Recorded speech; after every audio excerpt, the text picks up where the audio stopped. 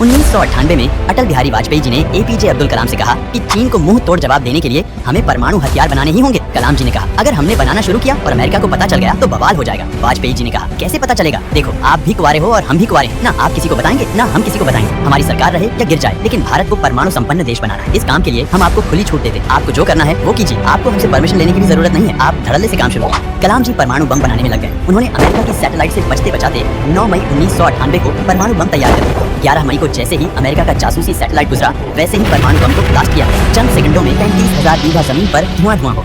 लेकिन अमेरिका का सैटेलाइट वापस आ रहा था। कलाम जी ने तुरंत मौसम विभाग को फोन किया और कहा कि आप घोषणा कर दीजिए कि राजस्थान में भयंकर तूफान आया है, कोई भी अपने घर से बाहर नहीं निकलेगा। नासा के वैज्ञानिक ने कहा देखो सर, सिर्फ राजस्थान में धुआं हो गया है, लगता है बम फटा है। अमेरिका ने कहा अरे नहीं, वहाँ तूफान आया है। अब लगभग तय हो गया था कि परमाणु बम सफल हो गया है। इसकी पुष्टि करने के लिए भारत ने एक और बम ब्लास्ट कर दिया और अमेरिका को अभी भी लग रहा था कि राजस्थान में आंधी आई। लेकिन 13 मई को जब हमने धड़ल्ले से 2 और बम ब्लास्ट किया तो पाकिस्तान को शक हो गया, क्योंकि हम लोग राजस्थान में बम फोड़ रहे थे और भूकंप पाकिस्तान में आ रहा था। पाकिस्तान ने अमेरिका को फोन किया और कहा आंधी उंधी ना उठ लो, फोड़ दिया परमाणु बम। अब अमेरिका आग बबूला हो गया। उसने तुरंत मीडिया में कह दिया कि हम भारत को कभी भी परमाणु संपन्न देश नहीं मान सकते। उसके तुरंत बाद अटल बिहारी वाजपेयी जी ने प्रेस कॉन्फ्रेंस की और कहा कि जो हमारे पास है उसकी हमें कोई प्रमाण देने की आवश्यकता नहीं है। अगर किसी देश को शक है तो आ जाना जंग में, 2-4 परमाणु बम पटक के दिखा देंगे। अब से भारत परमाणु संपन्न देश बन चुका है।